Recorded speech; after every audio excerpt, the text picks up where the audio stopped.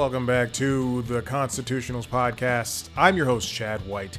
If you didn't know, this is the premier podcast for the website, cpluscomedy.com.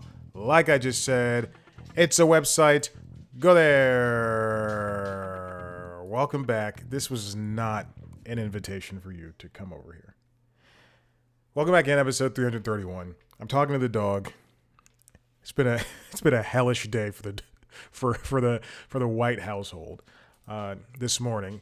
As I typically do, I take Maverick with me to the you know what? I've been doing this. I've been a professional recording in front of a microphone for at least 12 years. Sometimes I forget. I turn my body and I talk away from the microphone as much as I possibly can. Any Hoosers, I take him to the recycling plant with me. As I typically do, I take him to the recycling plant with me. Not every day. It's not an everyday thing. Don't think I do it every single day. Once a week. Yes, we have recycling here at my apartment complex, but people just mix in their garbage with it too, and it's just I want to do what's best for this environment. Swiping away the music that was playing on my phone. I want to do what's best for this environment. Anyway, I take him to the recycling plant with me, and then I zip back home.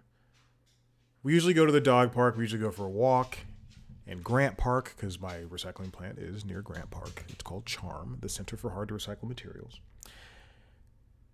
But it rained, so I can't take him to the dog park I usually take him to. And quite frankly, I just didn't want to go for a walk in Grant Park because we went there last week. So I said, let's just go back home.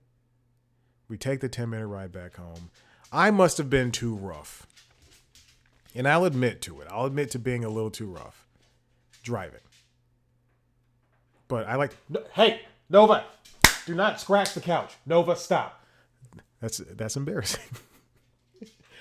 I usually don't. You never see me scream at the cat. I'm always screaming at the dog. Hey, stop it. There's multiple, another deviance in this. There's multiple cat scratch trees in the house, and yet she decides to mess around with the couch. Okay. That's how I know she's still in good spirits. I don't know if I mentioned this, she has a mass on her side. It needs to get surgerized. Because the cells are cancerous and not cancerous. Just the whole thing is very sad. Unfortunately, she will be losing a leg, is what I learned last week. Friday night, 7 p.m., I get a call. She's losing. Hey, your cat is going to have to get amputated. I'm just like, well, shit. That sucks. So, I drive back home so we can just go for a nice little walk just from the house. We get out the car. I hear Maverick. Oh, Jesus Christ. I hear Maverick make a noise that I've only heard him once make when I went to go pick him up a year and a half ago, almost 2 years ago now, from his home where he was rescued by a family friend a couple weeks prior. And I know he's about to vomit. We get out the car, and I am rushing him back to the house. And we're going down a set of stairs. He immediately throws up. Just all of his food. I see undigested blueberries, because yes, I do feed him some fresh food as well. And I lose my temper. I'm like, Maverick, look what you did. I don't scream at him loud. I'm like, Maverick, get inside the house. Put him inside. I have to clean up all the vomit that's on the stairs. I hear there's like people. There's at least one or two people over the course of the 5 minutes it took me to clean up to go back inside, go get a trash bag. I'm supposed to be introducing an interview, and I'll get to that in a second. Anyway, I had to clean up vomit, and it just stunk. And then we went on a walk. Then we were coming back. I was listening to The Two Towers. I'm on the second book of the Lord of the Rings franchise. Listening to Two Towers, and we're walking up a different set of stairs, and I hear at the very last second a dog walker coming in, coming down from the stairs. Me going in the stairs. Now we're in this tight hallway, and I know for a fact Maverick's gonna freak out. But I only have like a second to react. So we're at the top of the stairs. She's at the bottom of a second set of stairs, and the dogs see each other. They freak out. I'm like, no! He almost pushes me off the stairs. I almost fall back, and she's like laughing. She's like, oh yeah, I'm so sorry. And I'm like freaked out because I had a 60-pound dog just like push its weight back into me. And I'm like, that's fine. I'm going straight. Oh my gosh. How hectic. That's pretty much it. That's all that's been happening. Hey, listen, I have to introduce an interview. Oh my gosh. Again, I could start this over anytime, but I don't want to. The professional thing is to let it keep going and to let things blow over. Like when the cat was doing the thing on the couch and when the dog was chasing the cat. Alexander Hodge is the person I chatted with. I don't even know. I don't remember when. I think it was like 2 weeks ago. He's a wonderful actor. You may have seen in Insecure. You may have seen him in Black Lightning. You may have seen him in, what is Tommy? Tommy is a CBS show. I could not tell you what this show was. You may have seen him in the movie Joyride. He's a fabulous actor, very cool, and very smart. But now you can see him in the main cast of Grosse Pointe Garden Society, which is an NBC show created by Jenna Bans and Bill Krebs. I enjoy it. I'm not kidding. It's a show that I really liked when I sat down to watch the first 2 episodes. Hold on. I sat down to watch the first episode before I spoke to Alexander. He's the first one. Yeah, he's the first one. Yeah. Because this is I'm sorry. I'm so behind on these interviews. I had so many just piled up, which is great. But I sat down to watch this show because of him, and I said, I'm gonna watch the second episode because I had so much time before his interview, and I went, oh my gosh, it's a great show. I really enjoy it. What is the premise of the show? There's 4 members of a suburban garden club. Jesus Christ. Share a murderous secret in the affluent Detroit suburb of Grosse Pointe, Michigan. However, it was shot here in Atlanta. The only reason that I know that was because there was an episode, I believe in the first episode, in the pilot, the premiere. What's her name? Melissa Fumero's Birdie character, Fumero, was at a bookstore. And when I saw the bookstore, I went, that is in Virginia Highland. That's right up the street. 5-minute drive. Well, it's 4:41, so traffic's going to be bad. Wouldn't recommend riding my bike up there, so... Parking's a nightmare. It's close. It's a closed bookstore. And with that, there it is. So this is in Atlanta. Then I saw something else and I went, that's definitely Atlanta. And I never looked it up. And then Alexander said something and I went, it's in Atlanta. Yeah. Anyway, it's an excellent show. I really do enjoy it. It's funny. It's dark. It's sad. They bill it as a drama. I would say it's a dramedy. Anyway, it's got a great cast, including Melissa Fumero, as I mentioned, Asia Naomi King, Ben Rappaport, Anna Sophia Robb, Matthew Davis, Alexander himself, Jocko Sims, and Nancy Travis. It's reminiscent. If you are a fan of The Desperate Housewives, then you will like a show like this. It's got murder. It's got adultery.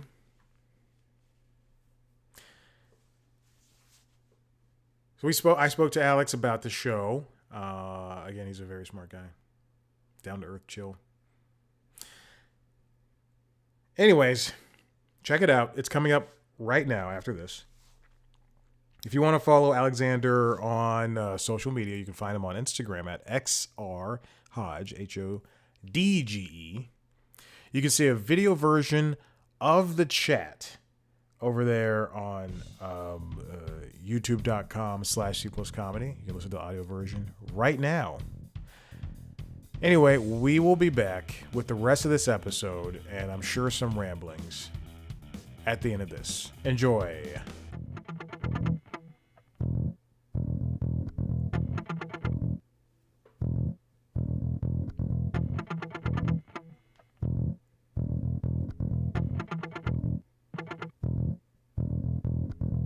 Alexander, how's it going, bud? Hey mate, good to see ya.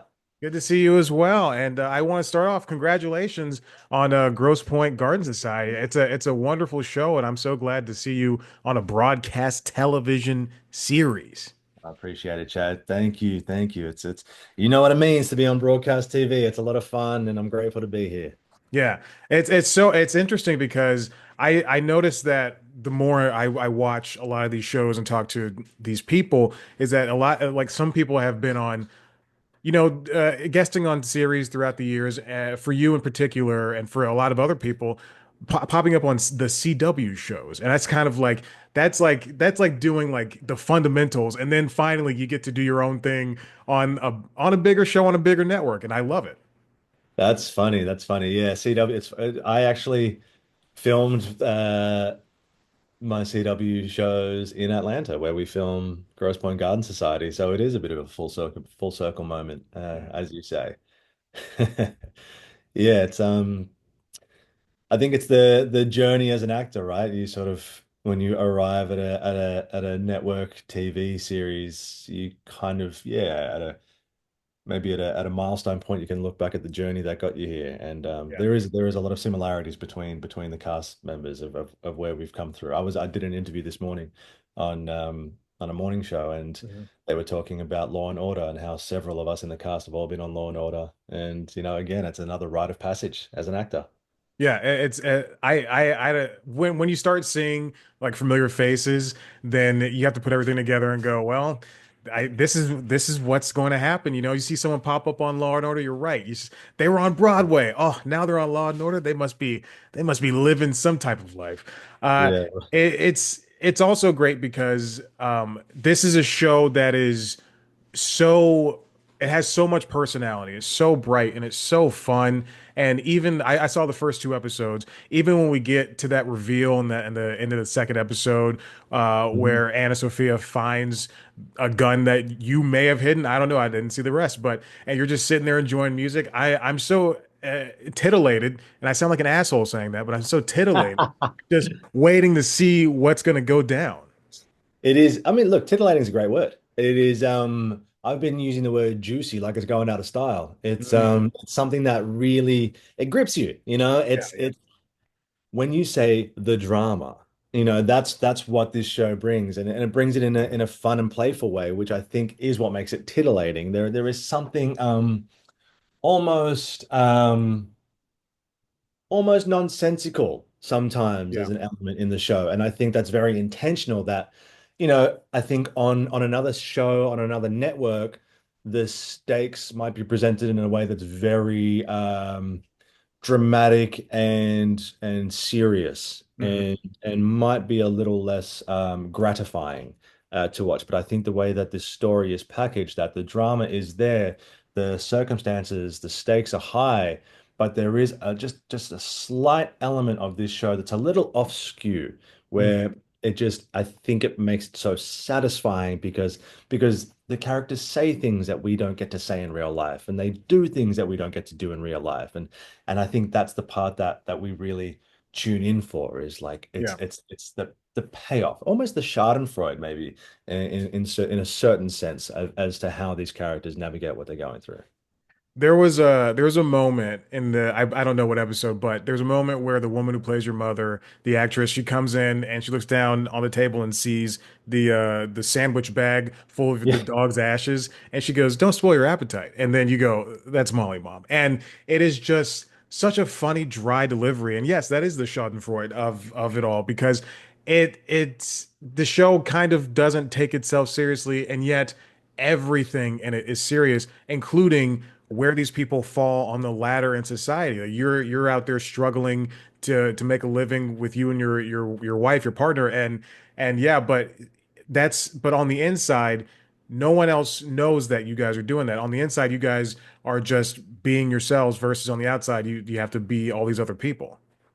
Yeah, of course. And I think I mean that speaks so much to Doug's experience where, Doug's parents want them to have the baby, want them to become Grosse Pointe elite and want to join society as the well-to-do high earners of Grosse Pointe society. And they don't necessarily see that for themselves. It feels incongruent to Right. who they are. As you say, internally, the internal landscape of Doug and Alice is very artistic, it's very expressive, but they don't really have the avenue in the world that they live in to express that.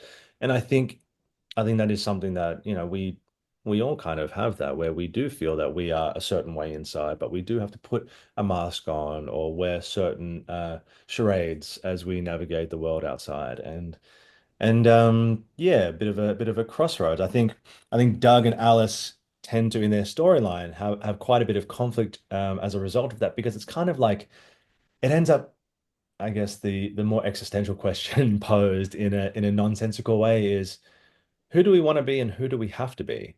And I think that question is asked of every character throughout the Mm, series, throughout this yeah. season. And we see how they answer that time to time. Yeah, it's as I was watching it, I always think about when I watch any of these shows, who are the characters I would hang out with? Who would I spend my Mm. time with? None of you, all of you are irreprehensible. I just can't do it. You're all such, I mean, like, you least of all, Doug least of all. But I just, everybody's just so up in their own ass about doing their own thing, and I couldn't hang out with any of them at all. It's insane. Mate, you don't watch reality TV because you want to hang out with them. You watch it because you've got no idea what these people are really like because you Yeah. don't hang out with them. And then when you see them on screen, you get to know them and you think, "Ah, that's what this is." I think the characters of this show, and again, what I love about these characters is that they're not inherently wonderful people. You're right. They're all doing things that would be considered frowned upon, and mostly for good reason. But I think it exposes a more truth, a larger truth to our society that, look, there's a reason people do these things. There's a reason people have affairs. There's a reason people make brash decisions in careers and at home. It's because certain motivators that go unfed or malnourished, they don't go away. And that's that's true of all of us, that we Mm, do need to kind of understand that we do have the capacity to do these unlikable things and be these unlikable people. And what I love so much about the show is that it shows likable people doing unlikable things. And it's messy. It's real in yeah. in that regard. And it's something that we all have a voice inside our heads telling us not to do at any given moment throughout the day. And like I said, these characters do it, and we get to enjoy that moment, whether or not we judge them for the actions. Yeah. That was a very smart answer to my dick question. No, Now, my actually, final. no, I actually do like the way you're wording these things. I'm going to take a few of them for a few more interviews. I'll be like, yeah, well, actually, this show, as Chad said, yeah. And yes, thank you for the attribution. My final question would be: Do you? They're planting things in these gardens. They're gonna make food. They're making beautiful flowers. What are you planting in your garden? What's that? If you had to answer Are you that one talking to Alexander or Doug? as Alexander. Oh, as Alexander, mate, I'll tell you, in my garden, Chad, my garden. First of all, gonna have a couple of horses just because I Yeah, did fair. horse riding for a job once and I fell in love with it. I'm gonna have animals, mate. I'm gonna have a goat because goats, you don't have to mow the lawn when you got a goat. Mhm. I'll have a couple of sheep. I'll have a couple of cows, and in the garden is going to be start off with tomatoes because I love tomatoes, and Fair. then we're going to go with a mango tree. They take a while though, so I'm going to get a mango tree planted, maybe one Got that's it. already a couple of years old because I want my mangoes. And then from there, I'll do some peppers and then some leaves. I'd like to make a salad with what's in my garden. And then maybe down the road I'll have some root vegetables for winter. Because when winter comes, I want a hearty stew, mate. Yeah. I want a stew. And maybe a couple of rabbits or deer or something that won't get names because something needs to go in the stew. We'll see. Okay. Hey, that's perfect. I love that. Well, I've got a Alexander, vision, mate, as you can see. I've thought about this. yeah, no, and that's great because you're gonna get that question at least 4 or 5 more times in the next couple hours, and I want to be the first one to ask it. Well, that's Um, it. That's it. You got in there early, so you got the honest answer. yes, yes, Alexander, this has been a delight. You're very, very smart. You're very intuitive, and I appreciate you Thank sitting you. down with me. Can I call my Congrats on parents the so you can tell show. them that right now? I need that. They need to know. Yeah, yeah, of course. Congratulations on the show, and I got one last thing. Stay juicy, you know. Just do It's Juicy Couture over here, baby. Nothing but it. vanilla. All right, buddy. Have a good day. You too, mate. Take it easy. Yeah.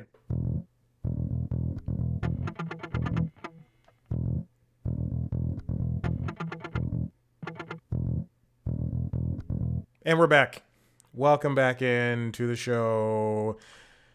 Oh my gosh. Usually, I would save that 6 minute preamble up top for this part of the episode. But quite frankly, I was looking, I was looking at the rundown for the show, and I was not even paying attention to it. I was looking at it, was not paying attention to it. I hope you enjoyed the chat I had with Alexander. Wonderful, wonderful, wonderful. You'll see another conversation with some other people for the next couple of weeks. Watch the video. Sometimes my cute little face makes some faces. Anyway, here we are back at it again. I just watched Everybody's Live with John Mulaney. That is I'll save what my response for that show for Late Night Lately, the late night show, the podcast that is released on Fridays under the C Plus Comedy banner. For now, let's get on to the stories because, quite frankly, I have yoga planned and it's an hour long. It's two classes, 2 30-minute classes. This morning, you know what? I'll do this. You might see. I know it's a little dark because it is a rainy Thursday. Rainy Thursday, like like lazy Sunday. Okay, you might see behind me, near the white under the Frank Sinatra and Dean Martin and Sammy Davis Jr. poster that I framed. You might see that there's two mats sitting on top of each other. They're both sitting on top of the bike. This morning, I get home from the gym. Also, I had the best. Oh my god, the perfect. Usually Thursdays are my boxing days, and I use a sled and the battle rope, and jump rope, and what's it? The sled, battle rope, jump rope, and I have a ladder too. I have a ladder.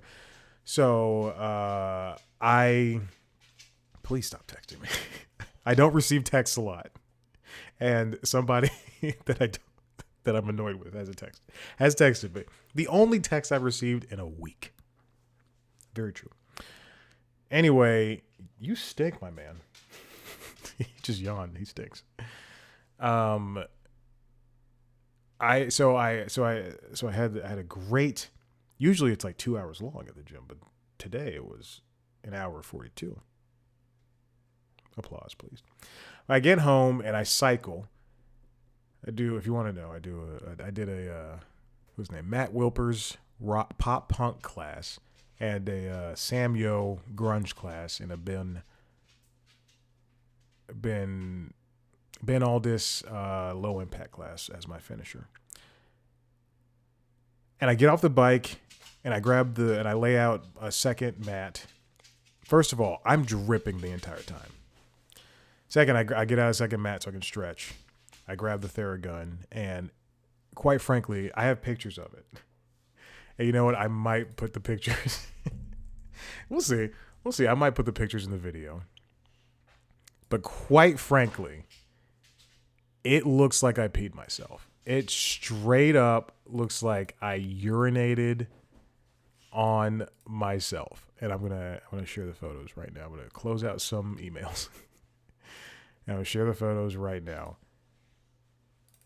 Because it sincerely, like, it's insane.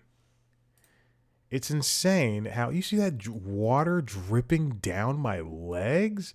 Oh my gosh. And that's just sweat. Look at that. And it kept it kept coming.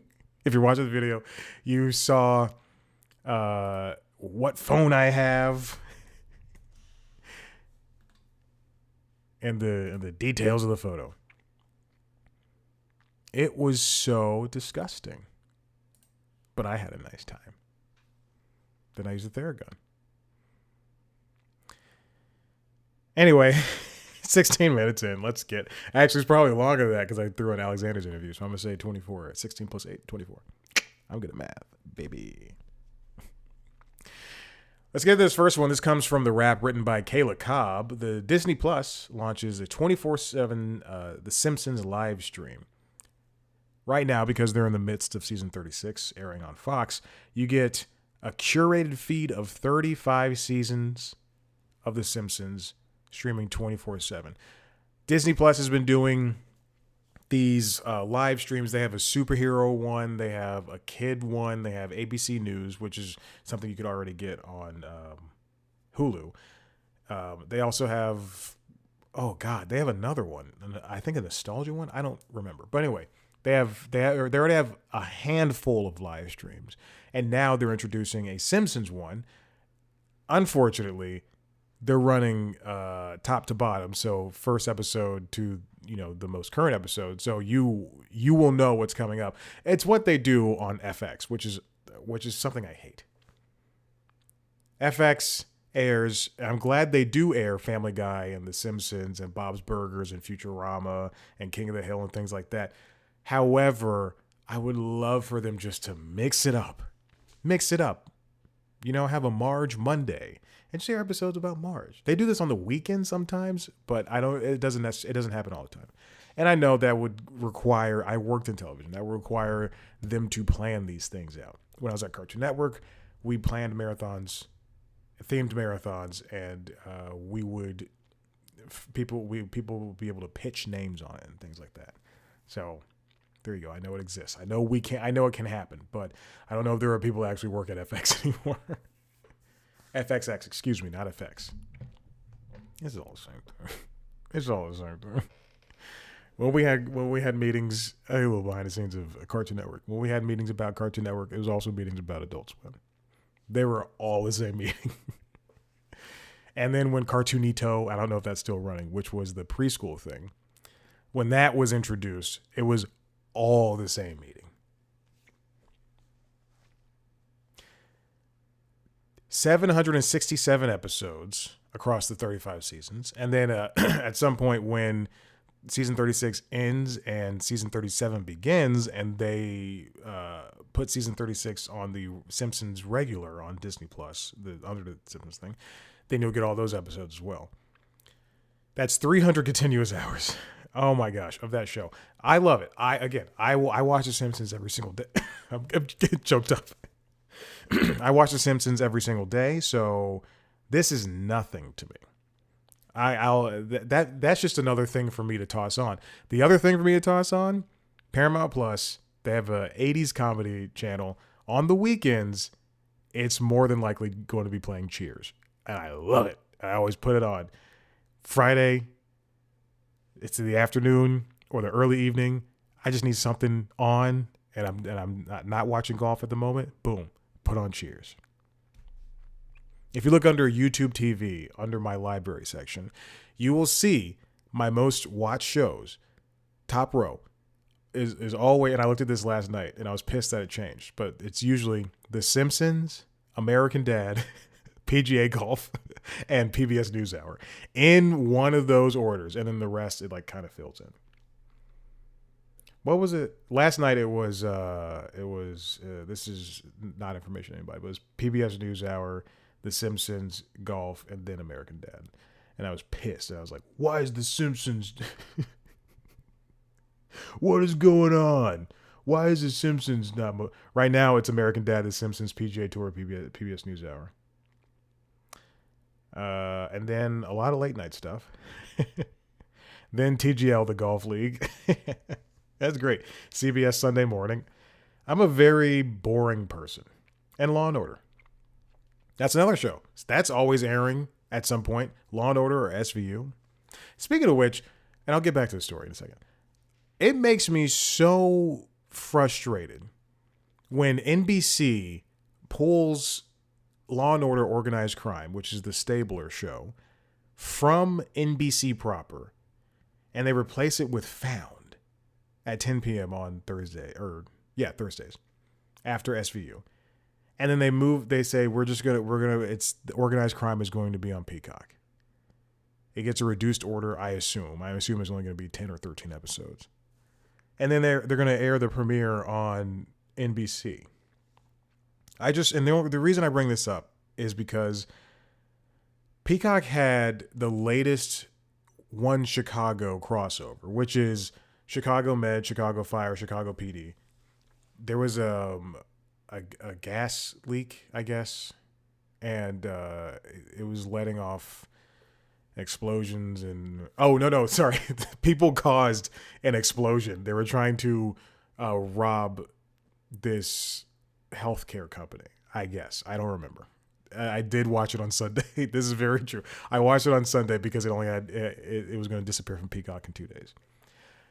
I love the crossover events. I have never seen I've never intentionally sat down and watched FBI or FBI Most Wanted or International. One of those is canceled now.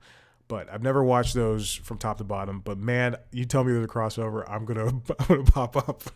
I'm gonna pop up, watch an FBI crossover. I'm gonna pop in, watch a Chicago crossover. NBC has been giving so much effort to Chicago because Chicago gets consistent ratings.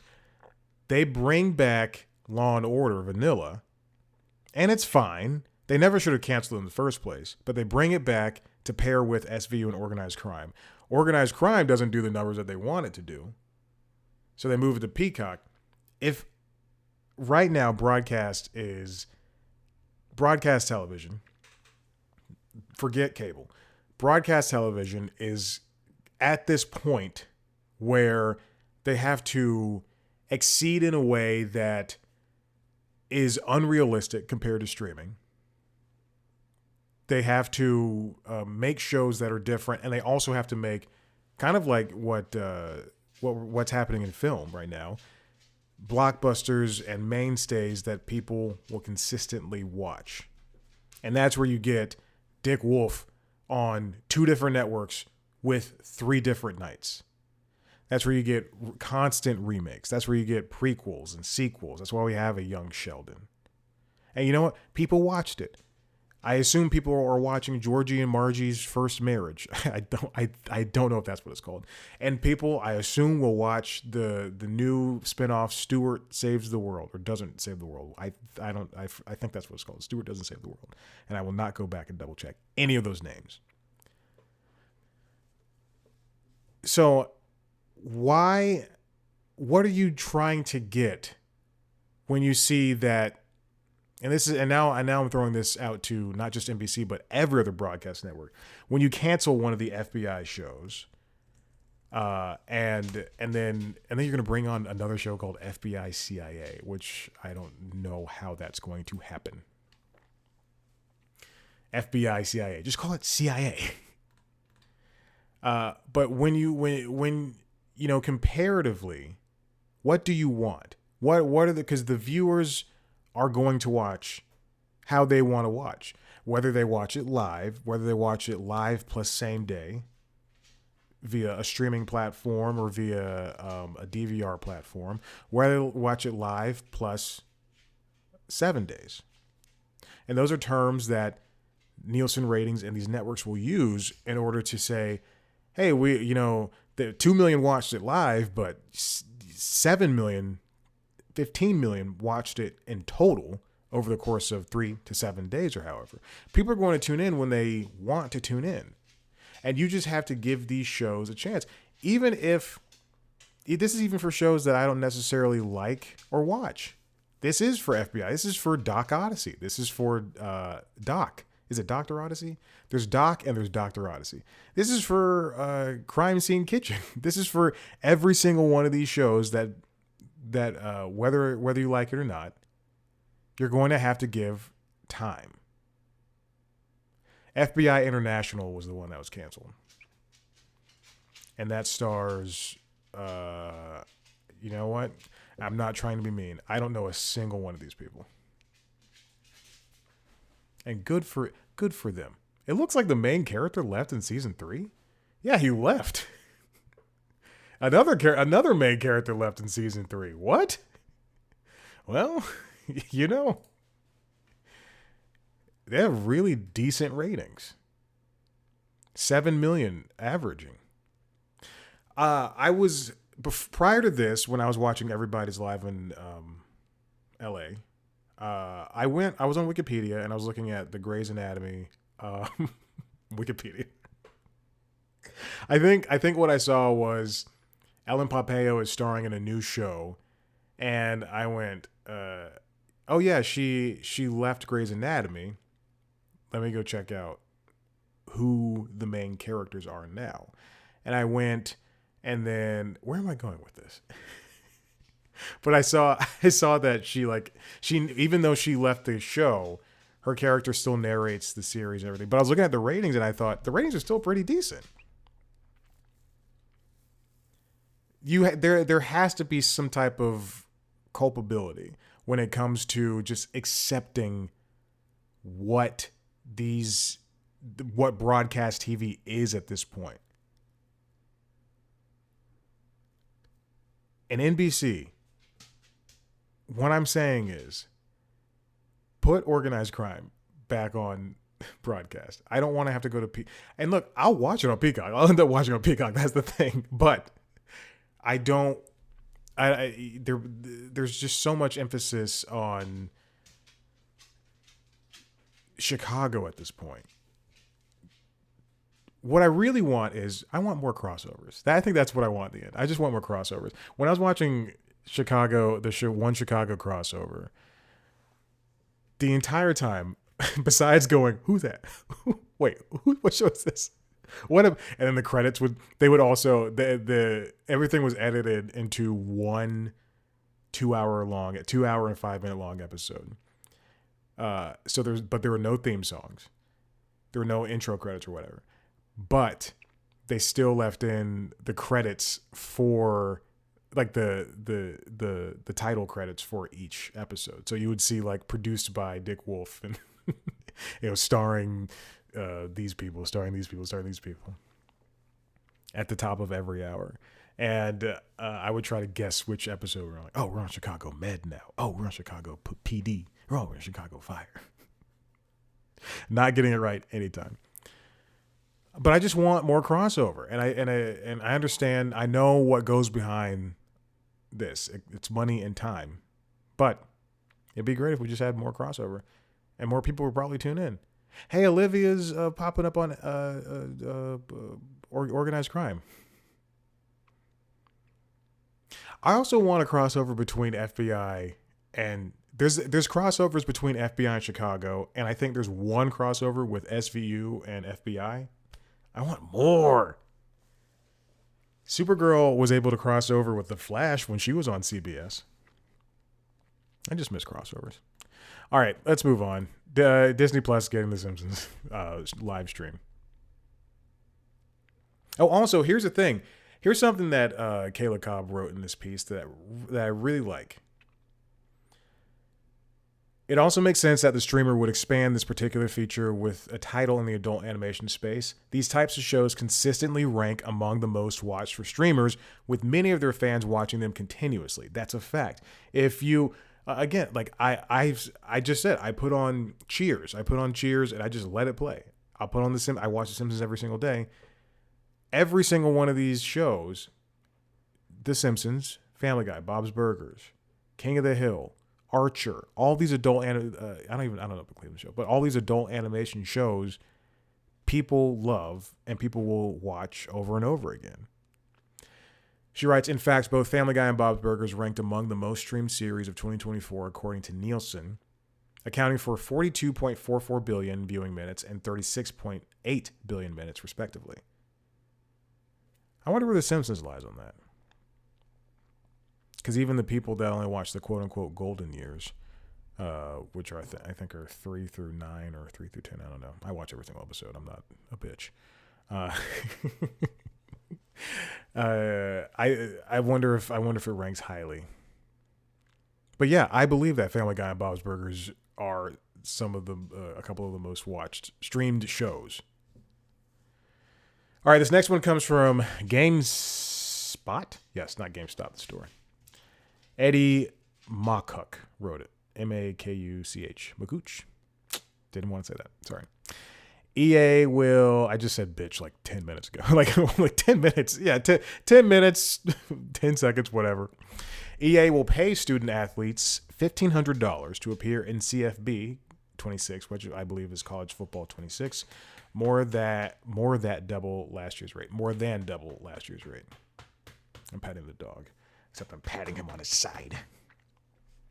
EA is expected to spend $16.5 million or more on payments to student athletes this year for NIL deals. This is huge. We need to college athletes have been able to get paid for the past 2 years, I believe, and now that EA has brought back college football last year, they are incentivizing these people, these young adults who aren't even formed in the brain yet.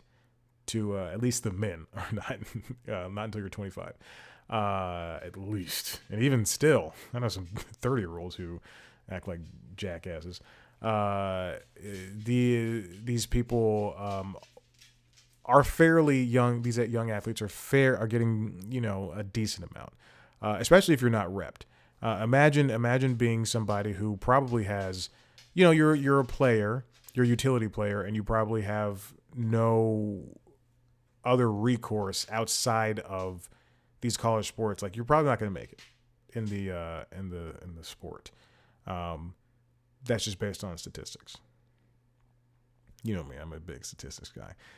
Last year, players were paid, college athletes were paid $600 for their likenesses to be used in college football 25, and now they're doubling that, $1,500. This is in an email obtained by The Athletic. Additionally, players will receive a deluxe copy of the game, which was also offered in 2025. EA will pay some athletes more for appearing as brand ambassadors, just like last year. I assume these are the bigger players as well, the players who are likely to be drafted, or even they're just probably going to they're going to enter the draft, and it'll be good for them to be able to go on their Instagrams or TikToks or Blue Sky accounts and say, "Hey, I'm an ambassador for college football 26. The game's going to be great. Here's the features you can expect." Or more than likely, they will say something in broken English because they're football players and they're stupid. Oh, God. Somebody's going to shoot me to impress Jodie Foster. She'll be like, who's this? More than 11,000 athletes appeared in CBB, Comedy Bang Bang 25.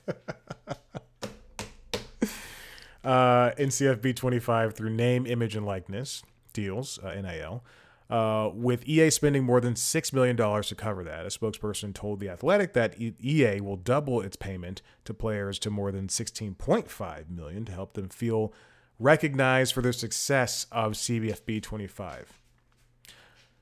Of note, the $16.5 million figure reportedly does not include any other payments to certain players who have ambassador deals or for further payments to cover athletes. Okay, so it seems to me that even if you are somebody who is going to be the number one draft pick or even number round one draft pick, If you're going to be a top draft pick, it seems to me that it is likely that everybody's going to get paid the same. Versus if you play a sport in college at this point in time, no matter where, depending on where you go and depending on the deals that you have and depending on the agents, you can get paid more like a job. You can get paid more or less. All I care about is that these kids get paid because they're children. They're children. And then people get mad at them because they didn't do the thing that they wanted them to do. They yell at them. That's ridiculous. This is why I don't watch college sports. When they're adults and they're getting paid, yell at them. Don't be racist. Don't be sexist. Ugh. But don't yell at kids. 20 years old. They don't even have a grasp of the English language because they're football players. Have you ever? I'm gonna say this. Have you ever heard anybody from sports have a conversation? It's just, come on. Been knocked around too many times. According to Front Office Sports, EA is potentially, I've been knocked around too many times, going to negotiate royalty-based payments for certain players on top of the $1,500 appearance fee. I assume the royalty payments will be fine for the top players, for the best quarterback, the best receivers, the best defense players. They will vary in payment, and they will, by the time college football is over next year, I can only imagine there'll be a sharp decline in the royalty. The game's going to launch in July. EA Sports executive Daryl Holt told The Athletic that the team knew it was never going to be able to get everything it wanted to do in 2024's game. All right, well, this is going to happen. Hey, speaking of sports, this comes from cordcuttersnews.com. Luke Boma writes, ESPN will reportedly spend $2 billion to buy the NFL Network, NFL Red Zone, and NFL Plus. Here's a couple of things. They are in talks to do so. It's not reportedly going to happen. It's something that could happen, but it's not something that it's something that could happen. It's something that they're in talks for, but it's not something that is happening imminently. And also, this would be the second major sports rights acquisition that Disney would make this calendar year, I believe, after basketball. And they're also dropping MLB for some reason. I don't know why. I don't know if they get good ratings on that. Bowman writes, negotiations between ESPN and NFL over the potential acquisition of NFL media are gaining steam, with fresh details emerging that suggest a blockbuster deal could be on the horizon, as reported by The Athletic's Andrew Marchand, who's an excellent writer, if you read The Athletic. On his Marchand Sports Media podcast this week, ESPN might shell out, as much as $2 billion to bring NFL media under its umbrella, a move that could also see the NFL taking an ownership stake in the network. The thing is, NFL already, if that last part is true, NFL taking an ownership stake in ESPN, if that part is true, you already have NFL Network. And I understand that it costs money to run a channel. As we've seen, Vice used to have Viceland. They bought that from the History Channel. They bought H2, History Channel 2, which was H2 at the time. And then they turned it to Viceland. And now, you couldn't get it anywhere. I was lucky I was living at home at the time. Yeah, no big deal.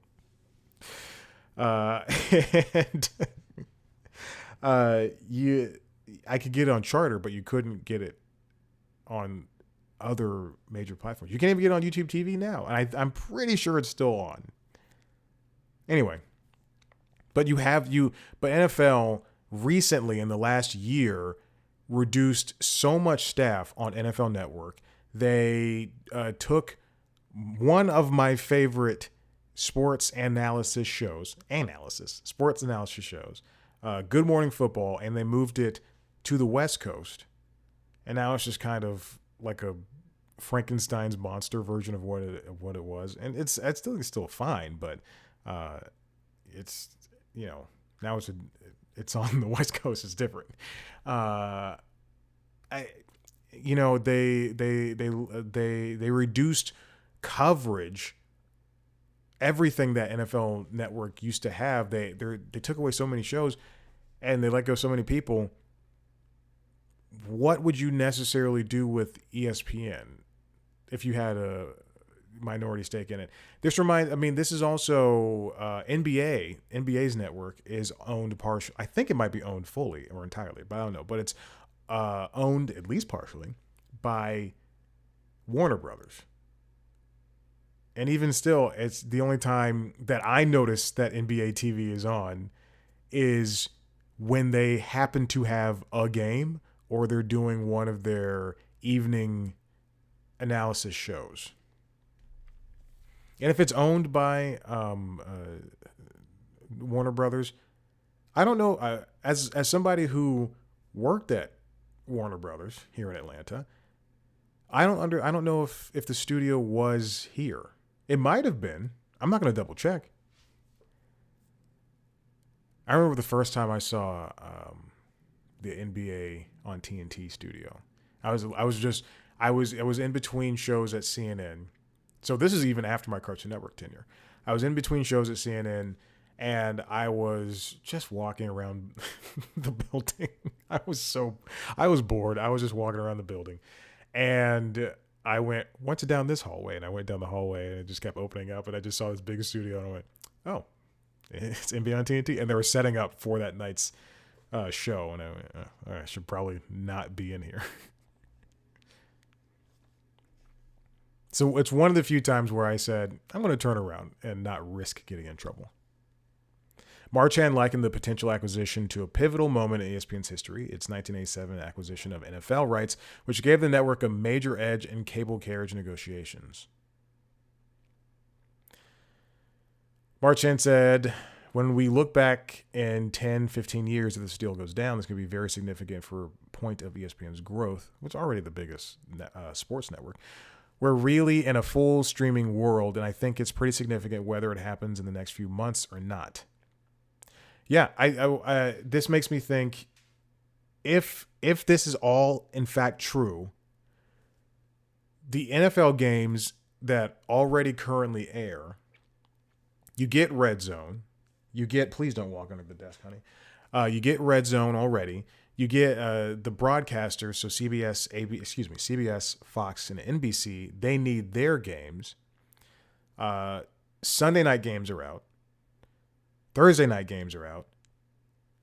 So where's that? I think Saturday games air on broadcast as well. I know they air on Peacock for some reason. Does this mean that besides Monday Night Football, besides the Manning cast, besides the Simpsons cast, besides Stephen A. Smith's like once a year, I think, football cast, does this mean that ESPN will get more NFL coverage? Does this mean the NFL will have more room to produce more NFL films, even though I think they shuttered that entire section? Boma writes, and I think this is complete conjecture, the deal's appeal goes beyond just content. It's about cementing ESPN's long-term relationship with the NFL. Oh, okay. I'm just scanning over this article. ESPN, if this deal does go through, this would make ESPN probably the biggest power player when it comes to airing sports. And this would really help out with the launch of the ESPN solo streaming platform. It would make a reason. Nova, stop. It would make a reason for why ESPN Plus would go by the wayside.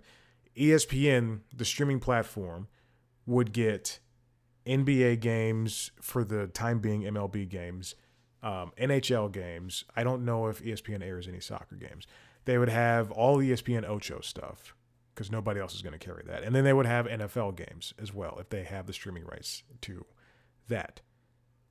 I don't know if that's separate from what they air already. But that would put them in a position of being a power player for sports streaming. And Disney also owns Fubo, right? Yeah, because Hulu. Yeah. Streaming has really screwed up a lot of what's going on in terms of television, for better or for worse. Every movie on Netflix looks the same. Again, I'm not kidding. Any streamer, Tubi, Netflix, Crunchyroll, anybody who Hulu, Prime Video, Paramount Plus, anybody who wants Peacock, anybody who wants my stuff, I'll sell it to you. I have plenty of ideas. I was looking at them last night. Plenty of ideas. Let's go. I'm ready. You give me $50,000. I'll make something. I'll make something for 10. Keep the 40 for myself.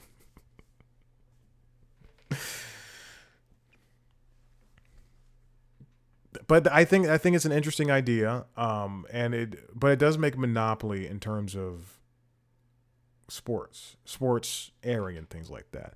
But I don't at this point I don't think it matters. I don't think it matters. I don't think people care as long as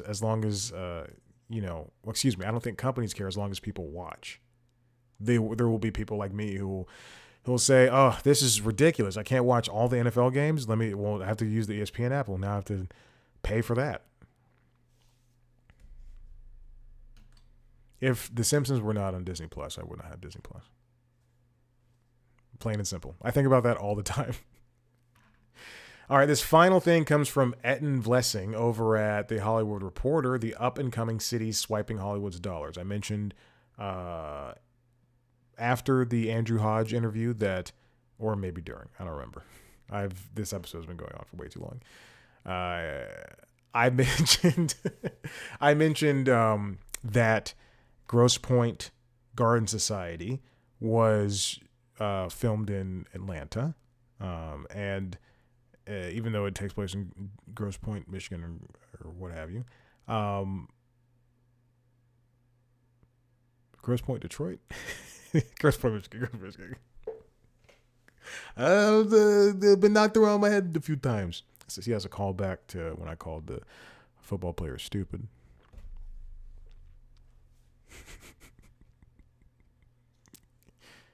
This is for Jodie Foster.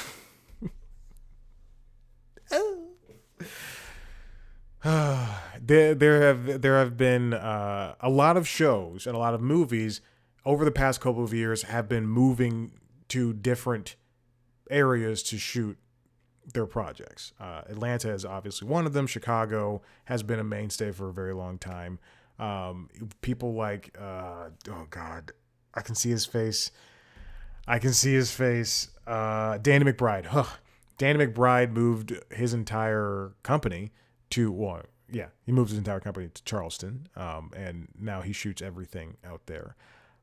Florida's got some things. The golf league, TGL, is in Florida. So also a lot of those golfers live there. There's a girl on Survivor this season who I'm in love with, and she lives in Florida. I would not move to Florida, but I think about it. Maverick reacted to that. Well, we're not going to go to Florida. But the problem is, over the past couple of years, is that production has just been leaving Los Angeles.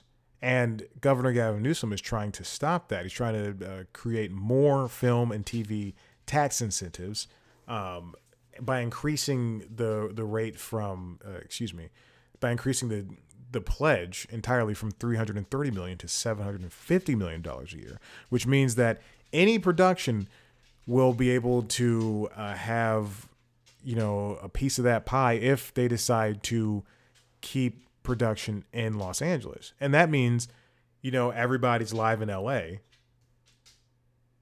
that shoots in LA. They get incentives. Netflix will get paid money just to stay in LA.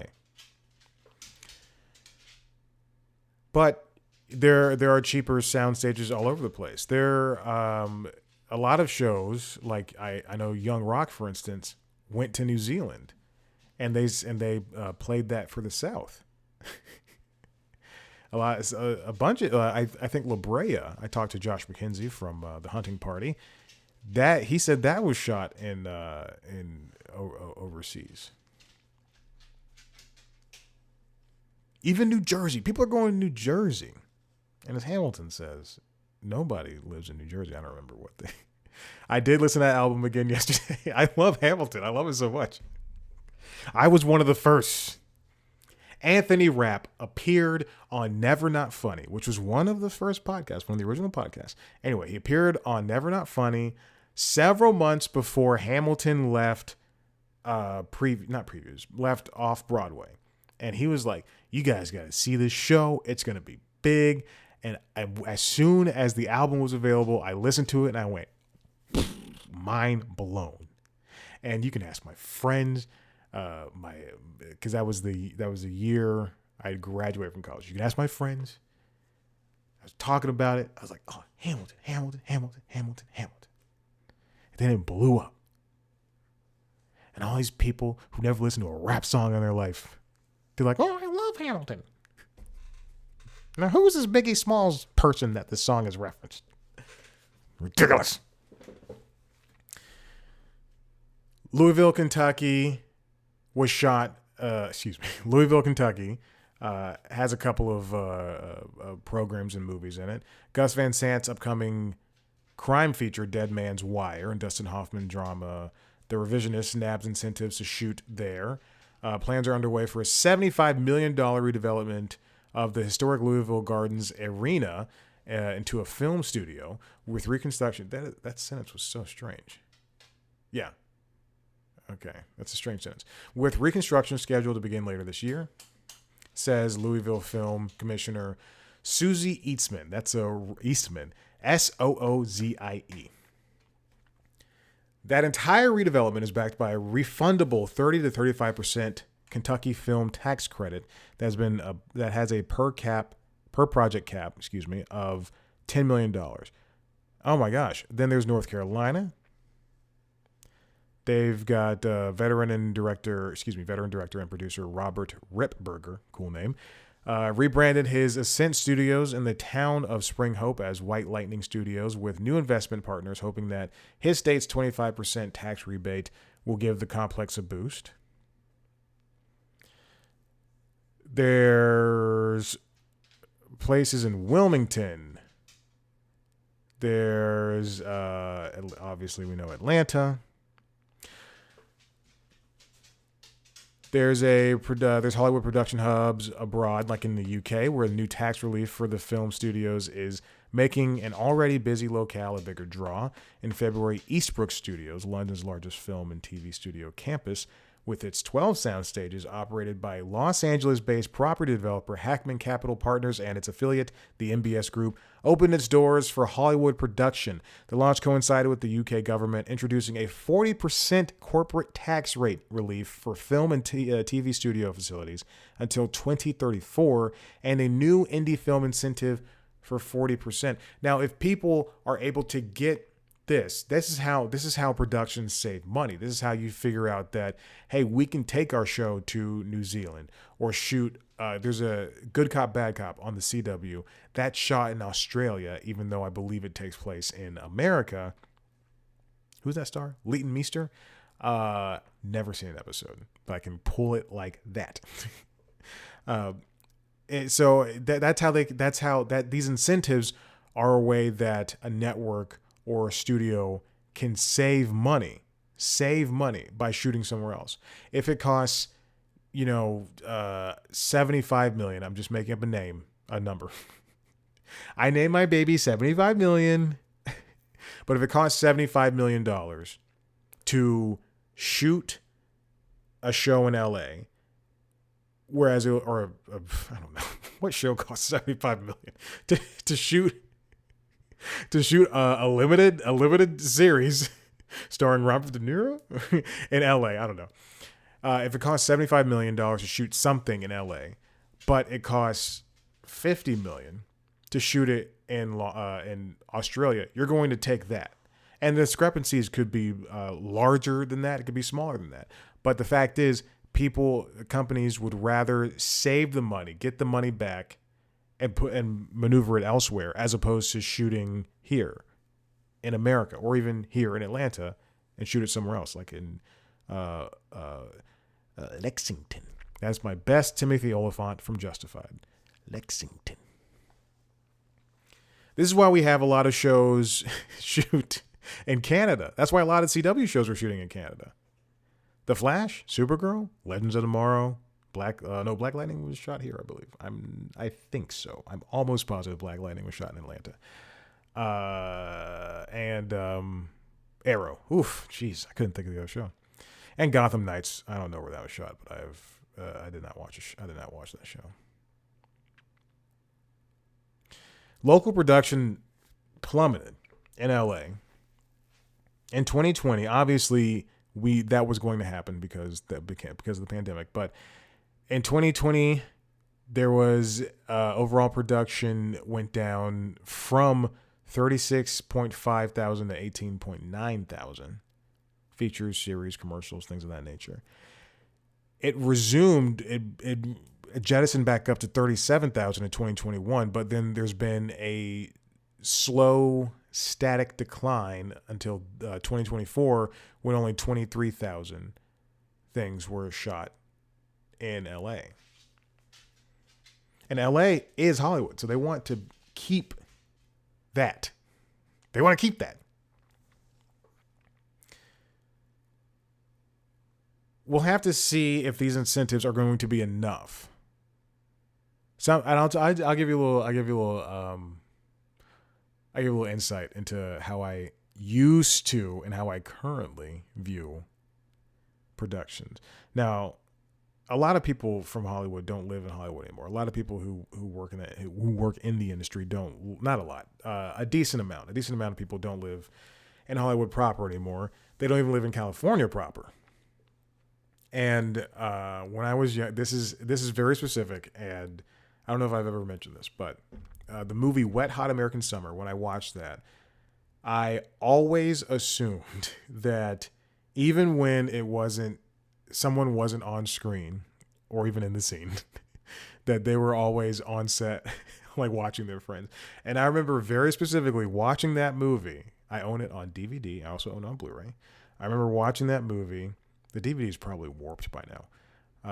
I used to watch. I was watching Spider-Man 3 and then Spider-Man 2 a couple weeks ago, and I used to watch Spider-Man 2 like all the time. I still have the DVD, but I bought the 4K digital copy, and I was watching that. And then I watched Spider-Man 3.1 because I'd never seen the editor's cut, and it is not different at all.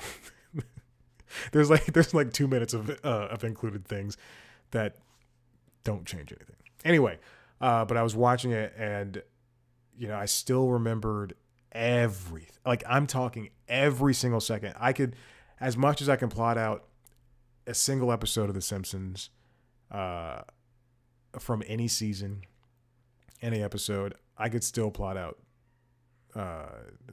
Spider-Man 2. I saw something Disney. Anyway, I used to watch Wet Hot American Summer a lot and Spider-Man 2 a lot. Anyway, and but I always thought that Bradley Cooper was off camera watching Amy Poehler, and he's just like laughing at her lines. But that's not how television works. That's not how, or movies. That's not how anything works, really. And then now, whenever I hear that there's a show shooting in LA or a movie shooting in LA, I think, oh, that person was able to go home instead of going to some corporate apartment. They're able to go home and see their family and go to sleep in their own bed. And that makes me think that's just like a really sweet thing to think about. Anyway, that's it. That's all I got for you. Listen, if you like what you heard here, head to the website cpluscomedy.com, where you can see me talk to famous people all the time. If you want to watch a video version of those chats, like the one I just had with Alexander Hodge from Grosse Pointe Garden Society, you can go to youtube.com/cpluscomedy, where you can see me sit down with a bunch of people under the interviews. That's what it's called. If you want to see a video version of this show, go to youtube.com/C Plus Comedy, as well as the other podcasts, Late Night Lately, the Late Night Show, and LinkedIn Logs, the Jobs podcast. Subscribe wherever you get your podcasts to those shows as well as this show. Find us on Instagram, Blue Sky, Facebook, and TikTok at C Plus Comedy. Me at Chad Black White. Thank you so much for listening. We'll see you next time. I'm going to wait until the music comes in. And now I'm going to bow out. Bye.